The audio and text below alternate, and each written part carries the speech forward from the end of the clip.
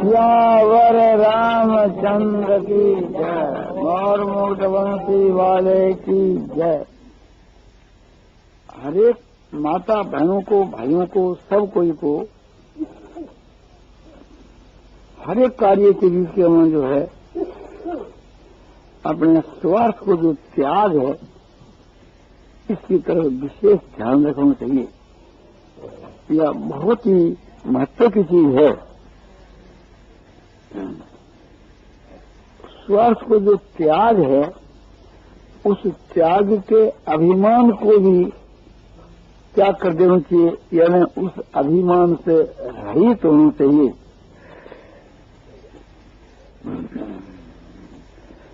त्याग को त्याग वही है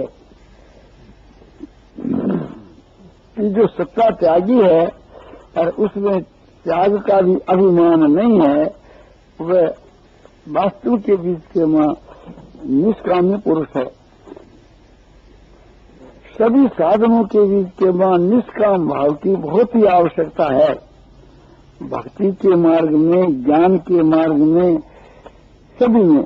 और कर्मयोग का जो मार्ग है वो तो निष्काम कर्म का नाम ही कर्मयोग है। जैसे वैराग्य की सभी साधनों में आवश्यकता है, इसी प्रकार से निष्काम भाव की भी सभी साधनों में आवश्यकता है। कर्म करकर के उसके फल का त्याग कर देना, उसमें आसक्ति का त्याग कर देना, ये कर्म योग का साधन है।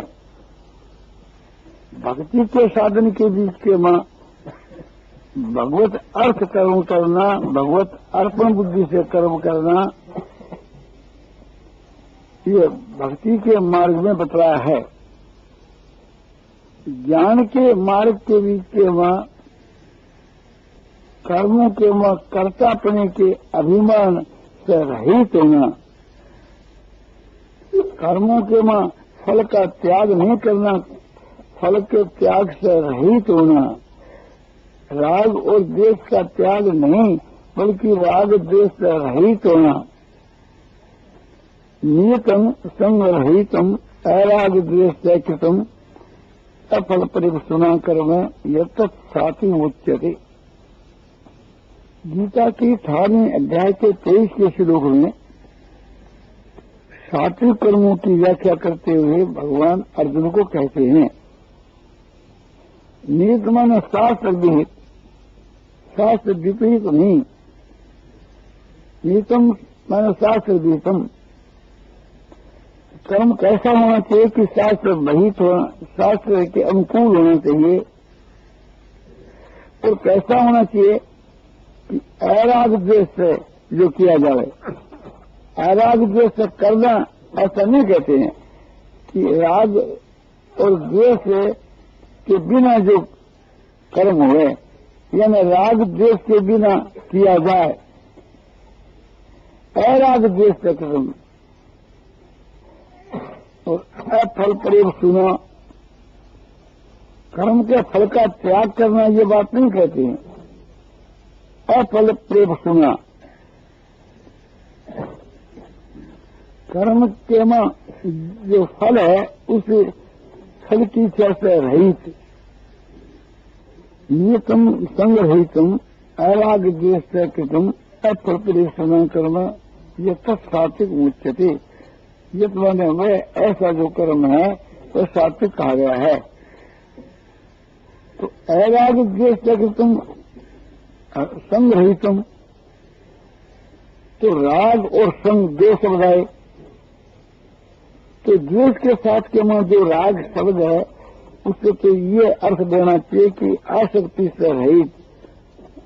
जब आसक्ति का अभाव है तो कामना का अभाव उसके अंतर्गत ही है।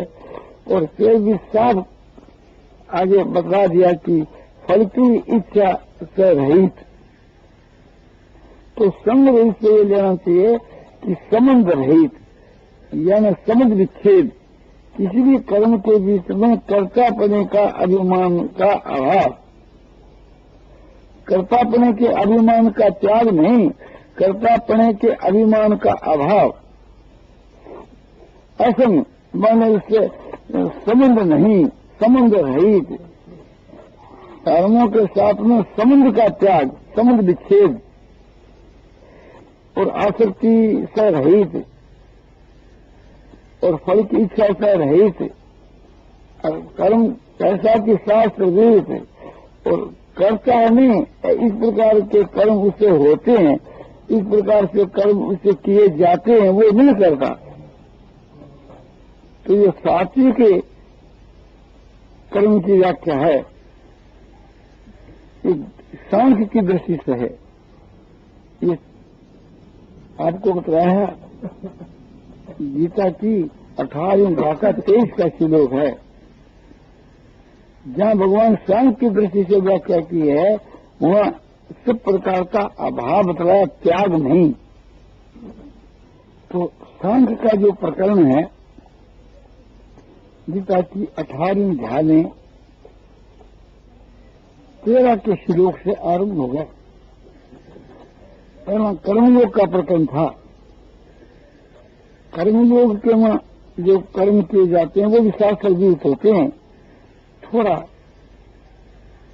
प्रकार का भेद है।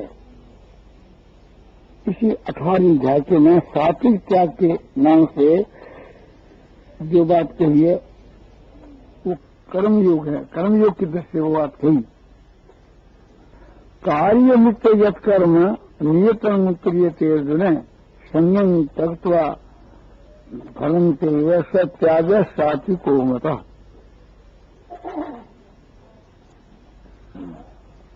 कार्यम यहां कहते हैं कि कर्म कर्तव्य इस बुद्धि से किया जाए, कर्तव्य बुद्धि से किया जाए, समय और आसक्ति को त्याग करके, माने सम जो है आसक्ति और फल की इच्छा इनको त्याग कर करके जो शास्त्र विहित कर्म किए जाते हैं, जो साधक है सात्विक के भाव से करता है। कार्य मित कर्म करना ही कर्तव्य इस बुद्धि से नियतन क्रियते अर्जुन, जैसे बताया।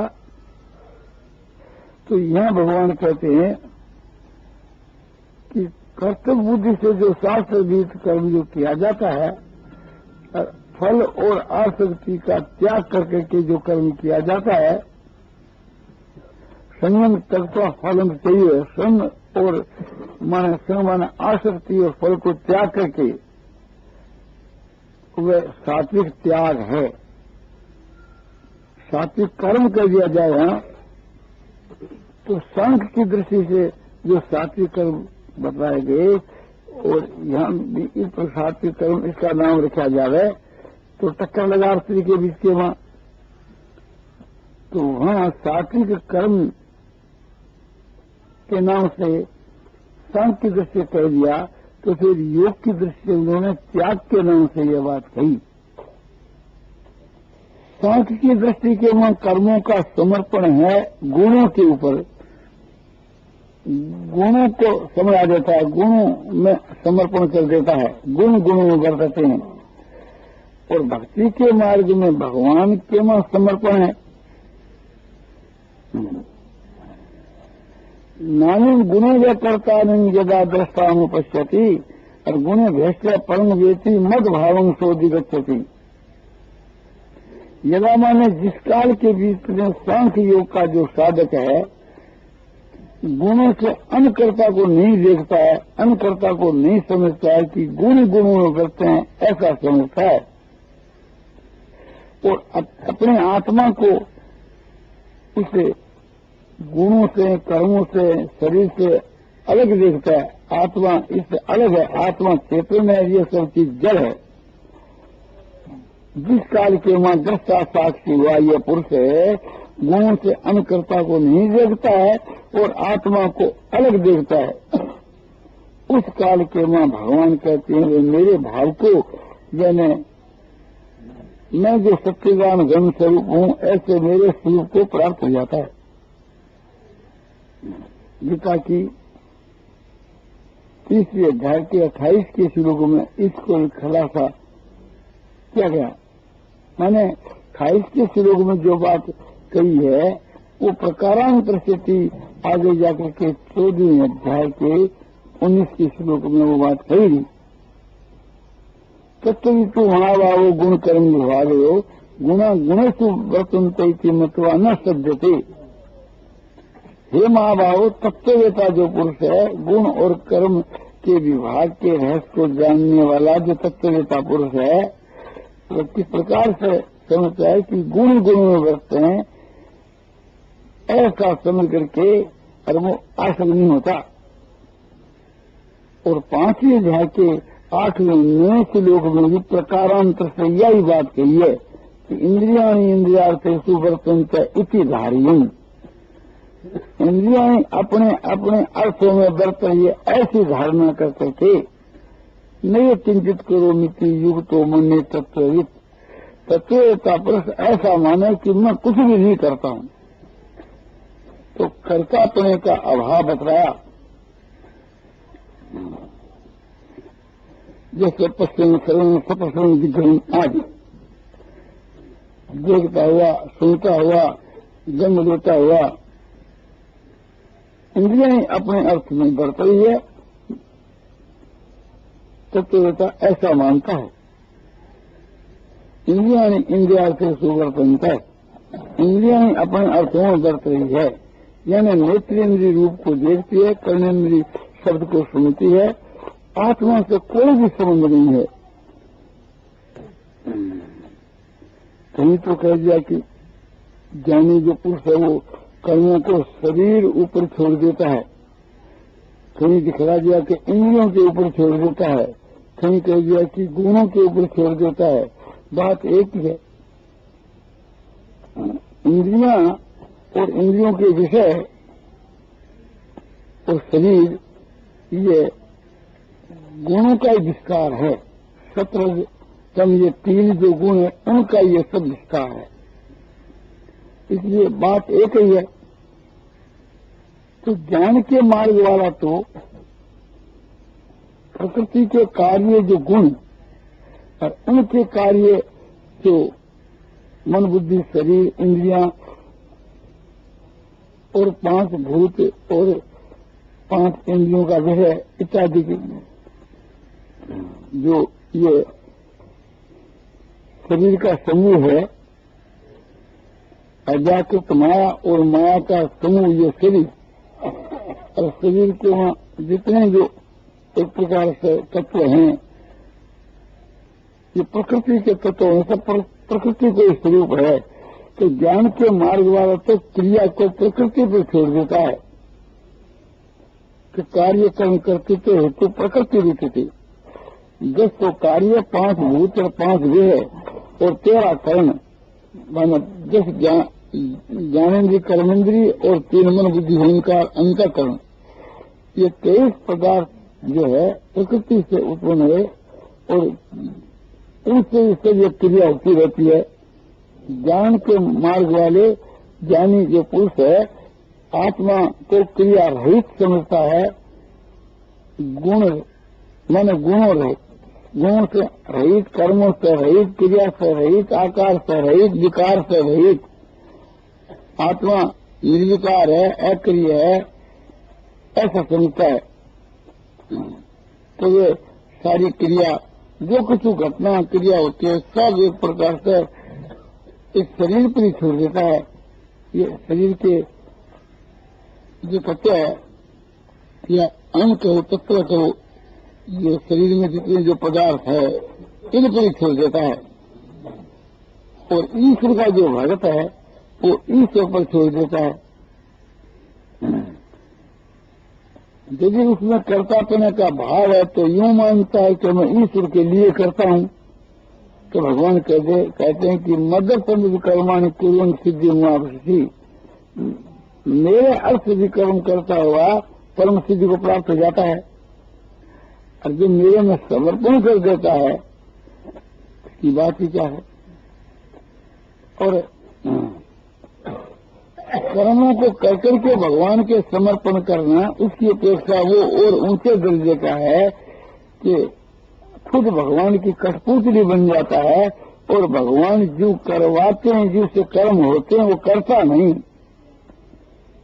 जैसे ज्ञान के मार्ग में कर्ता का अभाव दिख रहा है प्रकृति में कर्मों को छोड़ करके, और भक्ति के मार्ग में भी कर्तापने का अभाव दिखलाया भगवान में कर्मों को छोड़ करके। चेक्षा सर्व कर्माणी मई संन्यास मत पड़ा। भगवान कहते हैं कि चित्त सारे कर्मों को मेरे में समर्पण कर करके और मेरी शरण आ जा। अर्जुन को भगवान उपदेश दे रहे हैं गीता की 18वें अध्याय के 57 के श्लोक में। और गीता की 5वें अध्याय के में अपने कर्मों के छोड़ने की बात जो इंद्रियों पर और विषय पर छोड़ दी कि इंद्रियों के अर्थों में बरत रही है, मैं कुछ भी नहीं करता, ऐसा ज्ञानी मानता है।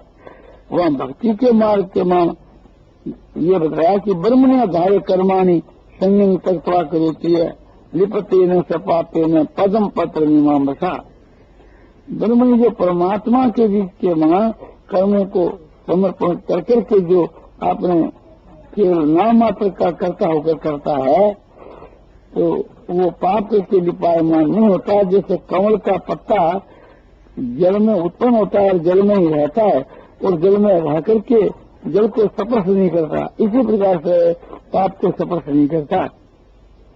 यह संसार जैसे पाप में है, ऐसे इस पाप में संसार के मान रह करके भी वो पाप के द्वारा लिपायमान नहीं होता। संसार में जन्म लेकर और संसार में रह करके भी उस कर्मों से वो रहित है। और संसार भी पाप में है और कर्म भी पाप में है, किंतु जो आदमी भगवान के सब कर्मों को समर्पण कर देता है वो फिर उसे पाप से लिपायमान नहीं होता। तो प्रक्रिया चलता है अपने में।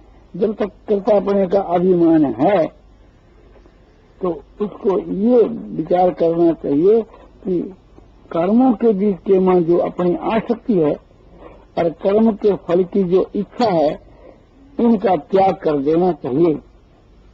और इससे भी बढ़कर के ये बात है कि भगवत अर्थ कर्म किया जाए तो इसमें समझो कि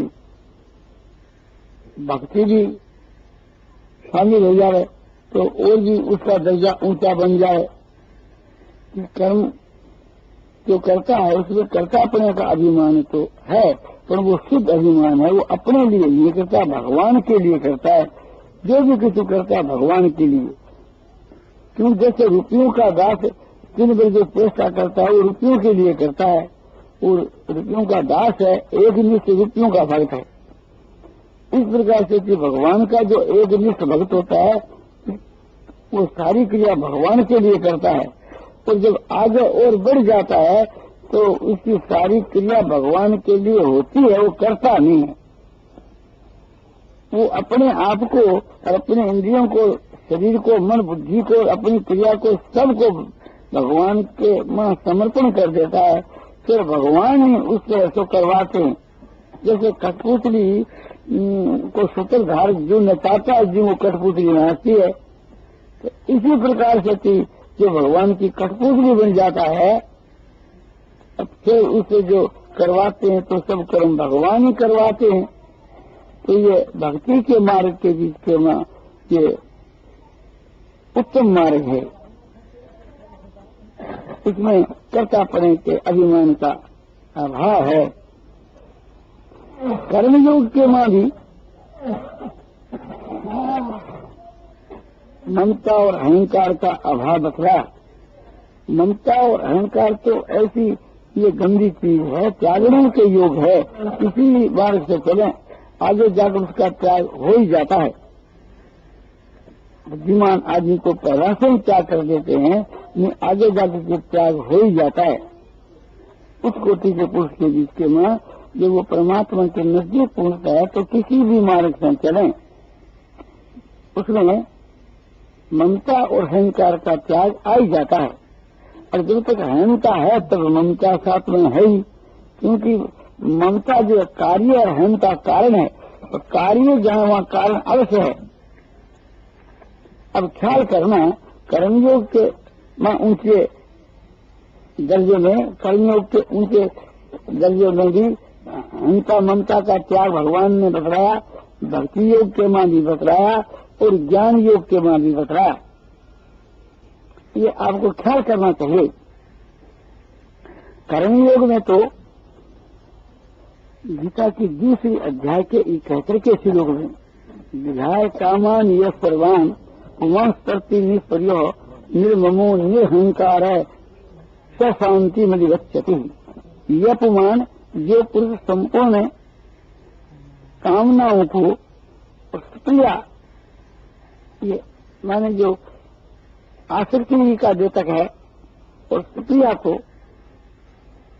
त्याग करके या कपड़ा से रहित होकर के और अहंकार ममता से रहित होकर के जो संसार में विचरण करता है वह शांति को, यानी जो परम शांति उसको प्राप्त होता है। तो ये कर्म योग का प्रकरण है। अर्जुन ने गीता की दूसरी अध्याय के 54 के श्लोक में पूछा था कि कर्मयोगी किस प्रकार से कि अपने संसार में विचरण करता है, तो उसके विचरण करने की बात बतलाई। मैंने वो कैसे करता है, कैसे चलता है, तो चलता है पैरों से चलता है यह बात नहीं। चलने का मतलब है कि किस प्रकार का वो आचरण करता है। तो इसके उत्तर में भगवान कहते हैं कि कर्मयोगी जो है, किस प्रकार जो पुरुष है वो किस प्रकार से चलता है यानी आचरण करता है कि सारे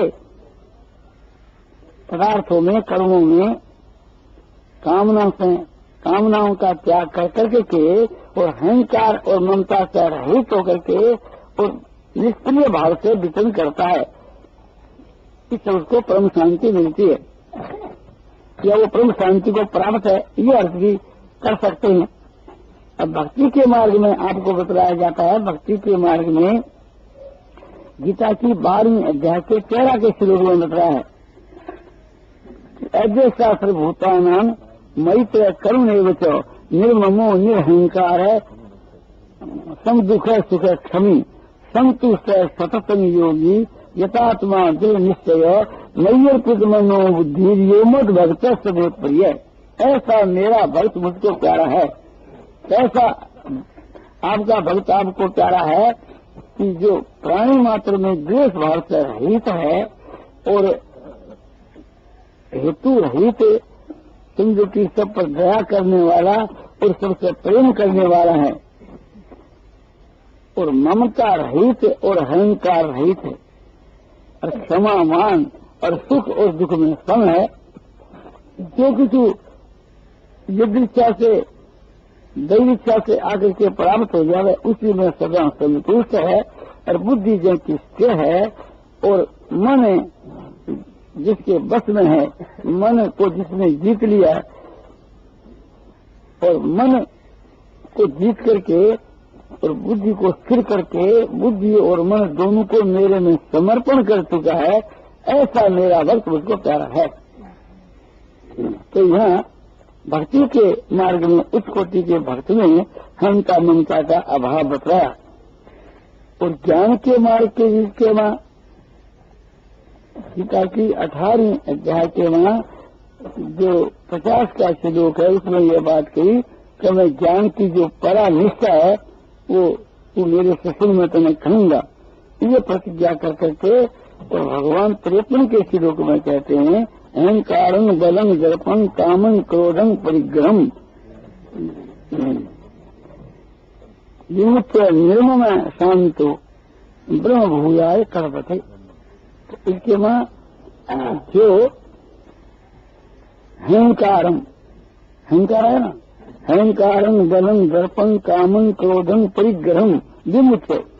माने अहंकार और बल का अभिमान और दर्प माने घमंड, काम और क्रोध और भोग सामग्रियों से रहित हुआ और ममता रहित शांत चित्त पुरुष परमात्मा की ब्रह्म की प्राप्ति के लिए समर्थ होता है, फिर ब्रह्म को प्राप्त हो जाता है। तो ब्रह्मभूत है प्रसन्न आत्मा न सोचती न कांक्षती और समस्त सर्वेषु भूतेषु मद भक्ति लभते पराम। ब्रह्मभूत जो पुरुष है, ब्रह्म के स्वरूप में की स्थिति हो गई है, जिसका ये भाव हो गया कि मैं ही ब्रह्म हूँ, इसके चित्त में हर वक्त प्रसन्नता रहती है। ये उच्च कोटि के साधक की बात है। ज्ञान के मार्ग के द्वारा जो उच्च कोटि का साधक बन चुका है उसकी बात है।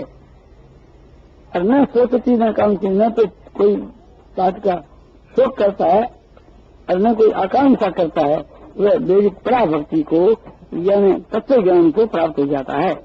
और उस तत्व ज्ञान से बुद्ध परमात्मा को जीव का चीज जान करके फिर मेरे में प्रवेश कर जाता है।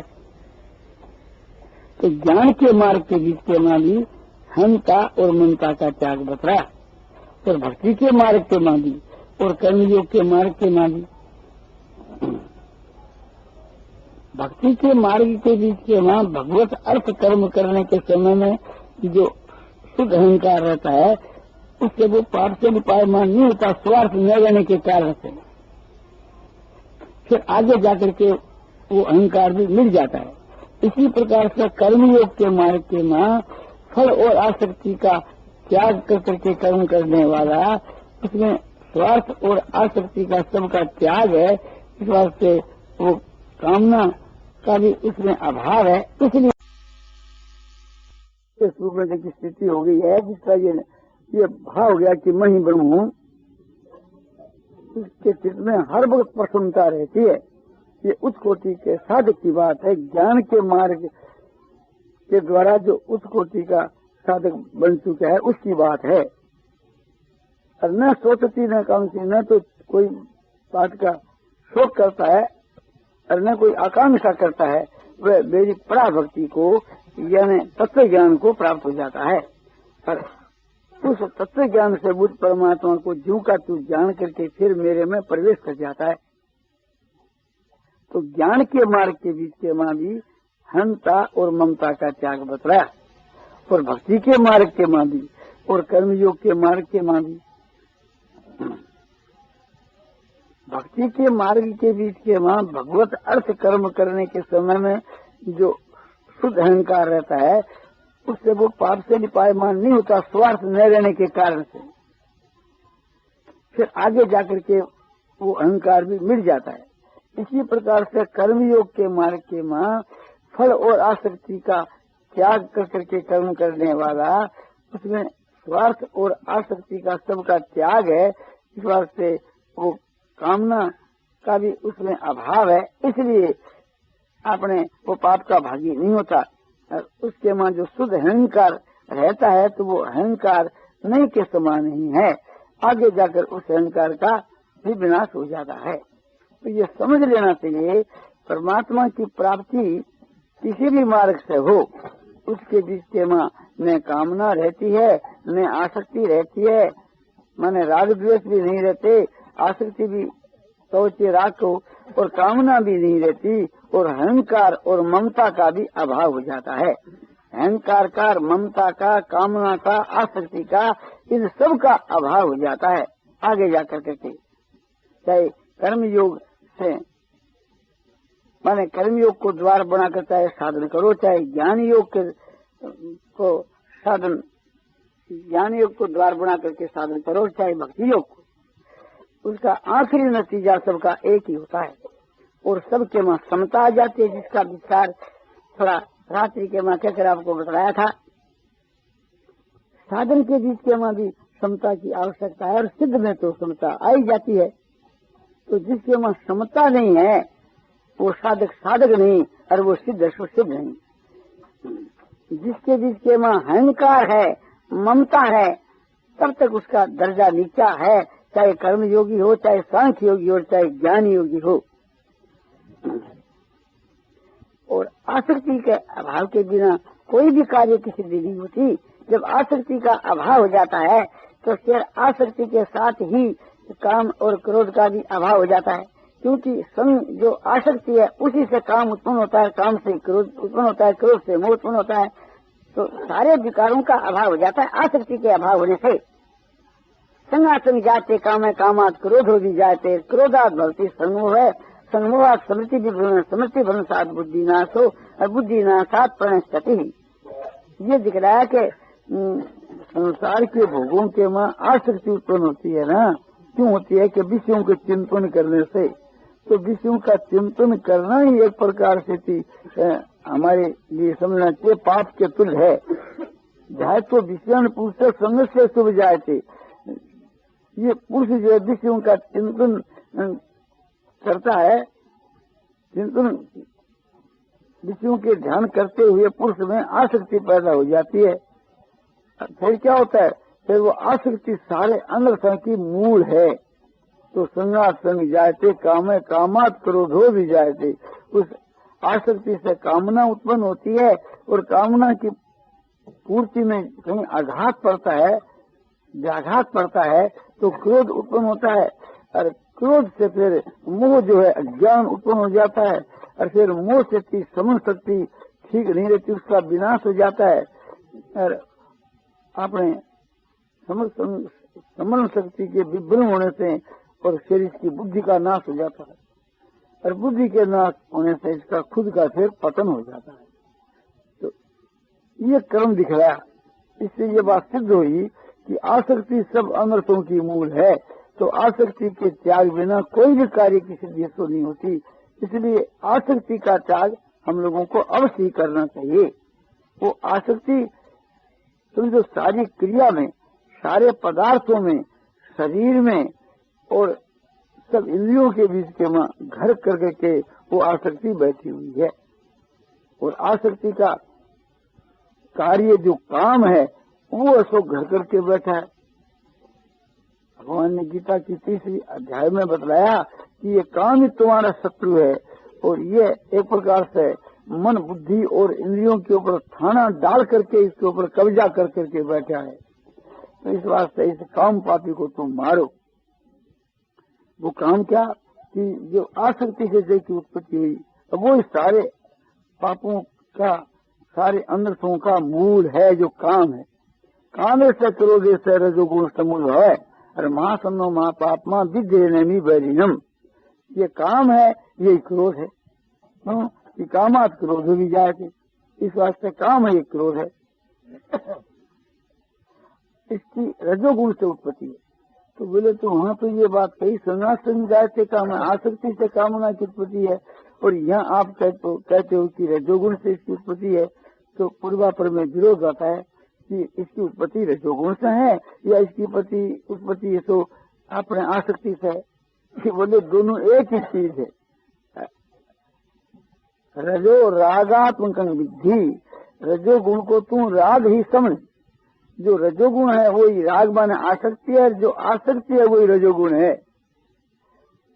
तो जहाँ जहाँ एक प्रकार से समझो कि विषय आ रहे है, तो जग को, दान को, तप को, उनके भीतर के बीच के में आसक्ति और आसक्ति से उत्पन्न होने वाली कामना, जिसमें कामना और आसक्ति है वही कर्म जो है सो राष्ट्रीय कर्म है। चाहे जग हो, दान हो, चाहे तप हो, चाहे कुछ भी हो। तो रजोगुण और राग बन आसक्ति एक ही चीज है। तो ये बात बतलाई गई। तो जिससे काम की उत्पत्ति है वो है सो रजोगुण, वो है आसक्ति। तो आसक्ति सब अनर्थों को मूल है। वो आसक्ति प्रधानता से सारे संसार में है, किंतु विशेषता से आपको बतलाई जा रहा है कि कंचन और कामनी और मान बढ़ाई और समझो की ईर्षा, इनके मां वो विशेष रूप से विराजमान है। और शरीर में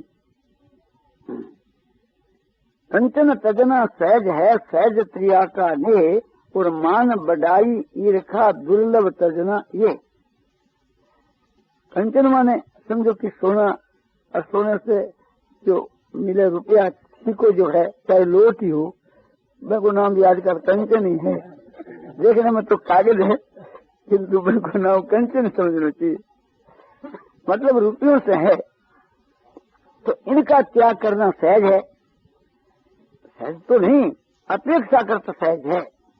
और कंचन के बाद आई कामनी, उससे कामनी का त्याग करना कठिन है, स्त्री भोग का त्याग करना। तो मनुष्य इन दो को त्याग भी देवे तो आगे जो घाटी और इससे कठिन है मान, और मान से भी बढ़ करके बढ़ाई, बढ़ाई के लिए मान को भी छोड़ देता है कि लोग मेरी कीर्ति करेंगे, तो मान प्रतिष्ठा को छोड़ो, तो मान प्रतिष्ठा को छोड़ देता है कीर्ति के लिए। उससे भी और कठिन त्याग है ईर्षा। मन संसार के मां समझो कि लोग मेरी इज्जत करते हैं, एक प्रकार से समझो कि कोई कहते हैं अच्छा पुरुष है, अच्छा योगी है, कोई महात्मा है, कोई ज्ञानी है, कोई भक्त, ऐसा कहते हैं। किंतु ये सुनकर के भी मनुष्य के हृदय में ये बात आती है कि मेरे से दूसरा श्रेष्ठ कायम नहीं रहे। बोले ऐसा अमुक आदमी तो बहुत ही अच्छा है, किंतु उससे भी वे महात्मा और बढ़कर है। तो ये सुनना नहीं चाहता। जब तक मन के वहां अज्ञान रहता है, जब तक एक प्रकार से परमात्मा की प्राप्ति नहीं होती, तब तक एक प्रकार से ये बात अगरती। तो ये बताया गया कि ये 5 आसक्ति के प्रधान स्थान है, और छठा शरीर। शरीर में सबसे बढ़कर माने मनुष्य जो है शरीर के आराम को जल्दी छोड़ना नहीं चाहता। मानो ये शरीर है वही मेरी आत्मा है, शरीर ही खुद बना हुआ है।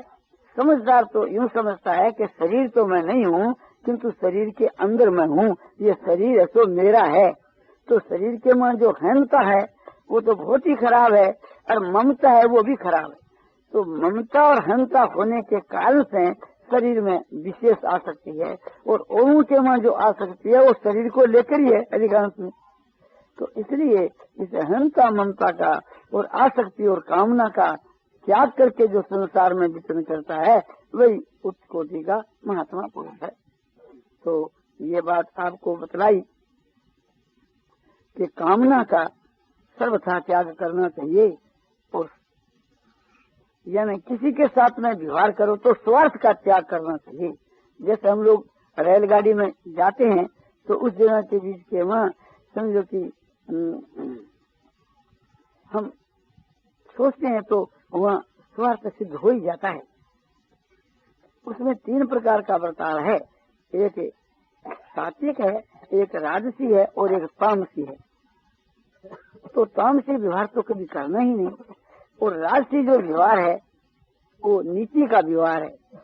नीति है समझो कि वो न्याय है एक प्रकार से, उसको राजसी क्यों कहना चाहिए? नीति और न्याय को तो यही कहना चाहिए कि अच्छा व्यवहार है, बोलो हम उसको अच्छा मानेंगे तो आगे नहीं बढ़ सकेंगे।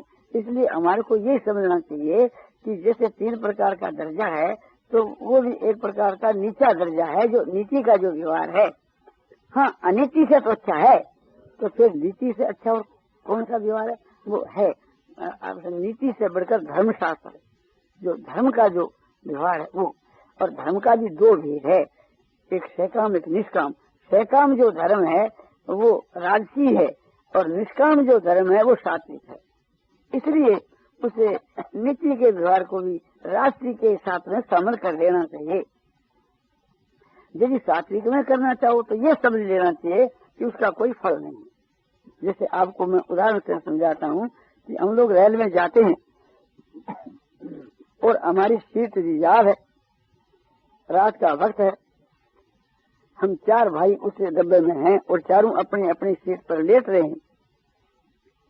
एक 5वां आदमी और टिकट लेकर के आ गया, सीट 4 है, और वो बेचारा वहाँ डब्बे में अपने उस गाड़ी के वहाँ जो जगह रहती है वहाँ आकर के बैठना चाहता है या बैठ गया। अब वो आकर के बैठ गया तो नीति के हिसाब से हम उसको बाहर में अड़ा सकते हैं गार्ड को कह करके कि गार्ड साहब ये कायदा नहीं है रात्रि के समय के बाद जितनी सीट है उतनी आदमी रहनी चाहिए, तो घाट उसको हटा देगा। ये नीति की बात है, किंतु साथ में स्वार्थ होने के कारण से नीति की बात होते हुए भी राजसी बात है, सात्विक नहीं। एक भाई जो है समझो कि एक सीट खाली है, 5 सीट उसके बीच के वहां है, आदमी 4 है। वो एक भाई 2 सीट को काम में लाता है कि एक में तो हमारे सब वस्त्र और सामान रहेंगे, एक पर हम सोएंगे, तो उसका वो तामसी व्यवहार है, वो एक प्रकार से अनीति का व्यवहार है। कानून से इस प्रकार से वो कर नहीं सकता, और भीतर से बंद कर दिया, कपाट भी नहीं खोलता है, जगह खाली होने पर भी कपाट नहीं खोलता है, तो ये अनीति का व्यवहार है। और एक उदारता का व्यवहार है, कोई आ गया तो उसको जगह दे दी, अपने क्या बैठा रहो, ये तो नीति की बात है, हम इसको क्यों रोके बेचारे को। और इससे बढ़कर के और धर्म का जो व्यवहार है वो ऊंचा दर्जा है उदारता का, वो यह है कि भाई नीचे क्यों बैठते हो, आप भी सीट पर बैठ जाओ, मैं भी बैठ जाऊंगा, रिजार्व है तो क्या बात है। एक प्रकार से मैं इस सीट पर सुता रहूं और आप नीचे बैठा रहो, ये एक प्रकार से मुझको अच्छा नहीं मालूम देता। ये मेरी आत्मा के बीच में ऐसा प्रतीत होता है कि तू मानो अनुचित व्यवहार कर रहा है, तो आप इसके ऊपर बैठ जाओ, एक प्रकार से संकोच मत करना। ये उसका धर्म की दृष्टि से अपने दया का व्यवहार है, त्याग का व्यवहार है। और इससे भी और हम बढ़ जाए, भैया हम तो बहुत दूर से आ रहे हैं और मजे से इस पर लेट गए हैं, अब थोड़ी देर तुम लेट लो, हम एक किनारे बैठे रहेंगे और तुम आराम से लेट लो इसके ऊपर, तो ये और भी उदारता का व्यवहार है। गाड़ी एक चलने की तैयारी है और एक फर्स्ट क्लास का समझो कि मुसाफिर है, उसको जगह नहीं मिली, उसको बुला लें, आइए भाई या चला, उसमें क्या बोलो सीट खाली, वो खाली समझ लो, तुम खाली नहीं है तो खाली समझ लो। तो एक प्रकार से उसको उदारता से आह्वान कर लिया, बुला लिया, बैठा लिया, तो ये उदारता का। इसके भी 2 है, एक तो हम अपनी कोई कामना के वास्ते उसको ये कर रहे हैं और एक निष्काम भाव से कर रहे हैं। कामना क्या, हम देखा कि ये अमुक निष्पेटर है, इनको ये करने आता है, तो इसको थोड़ा इस वक्त में हम अपने खातिर कर देंगे तो समय पर हमारे काम आएगा, ये उसके मन स्वार्थ है। तो घर तो हमारा ऊंचे दर्जे का है, किंतु वो सकाम होने के कारण से राजसी है, सात्विक नहीं है। या यूं समझ ले में कि भाई एक प्रकार से ये साधु आ गए तो उसको बैठा लो, और साधु की सेवा करने से भी समझो कि उसको अच्छा पुण्य होता है और परलोक में उसको अच्छा लाभ होता है, उसको सुरक्षित प्राप्ति होती है, लोक में उसकी कीर्ति होती है। आइए महाराज, आइए महाराज, महाराज को बुला करके बैठा दिया, हम नीचे बैठ गए सीट पर, महाराज को सुला दिया। महाराज ने कहा बस साहब, तुम तो भगवान के भक्त हो, बहुत अच्छे आदमी हैं, और जाकर लोगों में कीर्ति करे कि आज हमको जगह नहीं मिलती, शेर जी ने हमारे को जगह नहीं, बड़े अच्छे आदमी हैं, बड़े आज अपने अच्छे पुरुष हैं, भक्त है भगवान।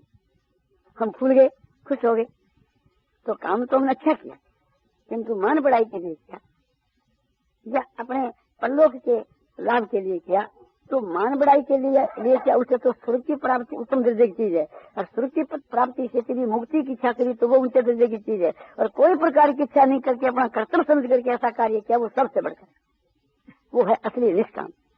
तो हम लोगों को स्वार्थ का भी त्याग कर देना चाहिए और उस त्याग का भी त्याग करना चाहिए। त्याग का त्याग यह है कि त्याग करने का अभिमान नहीं आना चाहिए कि मैंने किसी त्याग किया है।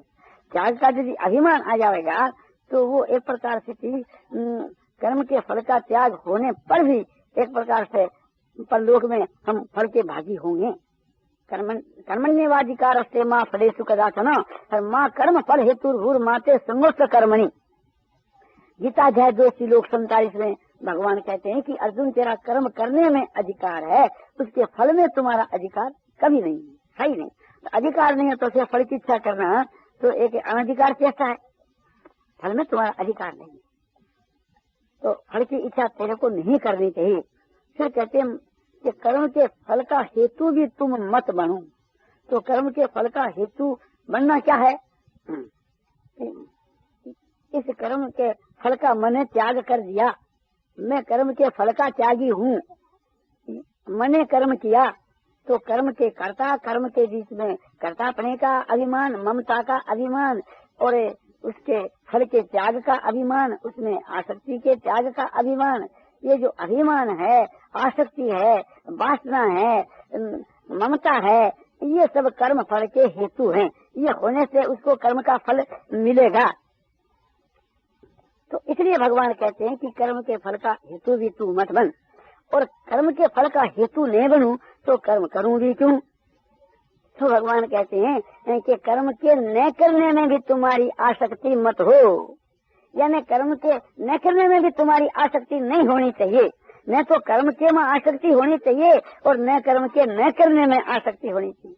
कि जो परमात्मा को प्राप्त हो जाता है उसके लिए भगवान ने गीता की 3री अध्याय के 18 के श्लोक में ये सर्टिफिकेट दिया है। नहीं तसे करते नार्थो ना करते ने कष्ट नचा सर्वभूतेषु कश्चित् अत्र वात्सल्य। जो परमात्मा को प्राप्त हो जाता है उसके लिए ये बात कही कि ऐसे पुरुष को कर्मों के करने करके भी प्रयोजन नहीं और कर्मों को न करने करके भी प्रयोजन नहीं। न तो कर्म के करने में और न करने में, यानी ग्रहण और त्याग में दोनों में ही समता है। सारे भूत प्राणियों में उनका प्रयोजन का जो आशय है किंचित मात्र भी नहीं रहता। किसी के मां भी उसका प्रयोजन का बने अपने अर्थ की सिद्धि के लिए समझो कि किसी भूत में भी उसका संबंध नहीं रहता। ऐसा जो पुरुष है वो महात्मा पुरुष है। तो जिसको महात्मा बनना है ना उसके लिए ये साधन है। कर्मण्येवाधिकार से माँ फलेषु कदाचन और माँ कर्म फल हेतु माते सुमृत कर्मणि। अर्जुन तेरा कर्म के माँ अधिकार फल में कभी नहीं और कर्म के फल का हेतु भी तू मत मन। माने कर्म के फल का जो तूने त्याग कर दिया है वो त्याग करने का भी अभिमान तुम्हारे में नहीं आना चाहिए। यदि कर्म के करने का अभिमान आ गया और त्याग का अभिमान आ गया या उसमें ममता आ गई या उसमें आसक्ति आ गई तो एक प्रकार से उस कर्म का फल तेरे को मिलेगा। तो इसलिए भगवान का ये कहना है कि स्वार्थ के त्याग के बाद भी हमको निष्काम बनना चाहिए। आपने स्वार्थ का त्याग किया, आपने आसक्ति का त्याग किया, किंतु स्वार्थ और आसक्ति का त्याग क्यों किया? कीर्ति के लिए। क्यों किया? स्वर्ग की प्राप्ति के लिए।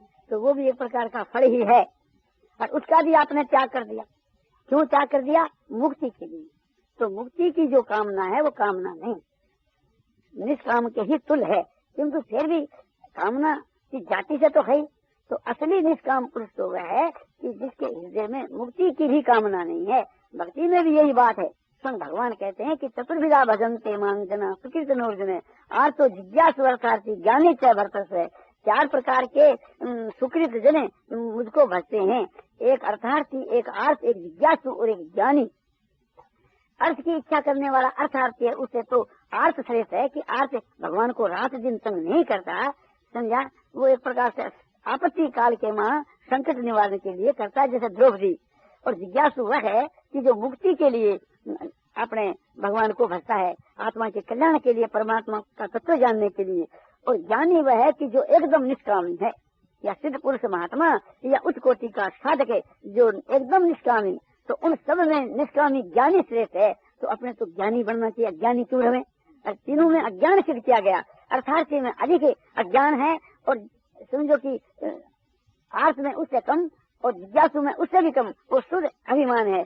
और सिद्ध जो पुरुष उसमें तो है ही नहीं, किंतु उस कोटि के ज्ञानी निष्कामी में भी नहीं है। उसकी भगवान ने प्रशंसा की है। ऐसा ज्ञानी नित्य युक्त है, एक भक्ति विशिष्ट थे प्रिय ही ज्ञानी न उतरता है हम सत्य मम प्रिय। माने उनके माँ एक भक्ति वाला जो ज्ञानी है वो श्रेष्ठ है उन चारों के बीच में। ज्ञानी को मैं अतिशय प्यारा हूँ, इसलिए ज्ञानी मुझको अतिशय प्यारा है। उदारा सर्वे वेचे ज्ञानी त्वात्म में मतम ऐसे सर्वे उदारा, सभी भक्त उदार है। और ज्ञानी तो मेरी आत्मा ही है, मेरा स्वरूप ही है, मेरे से अभिन्न है।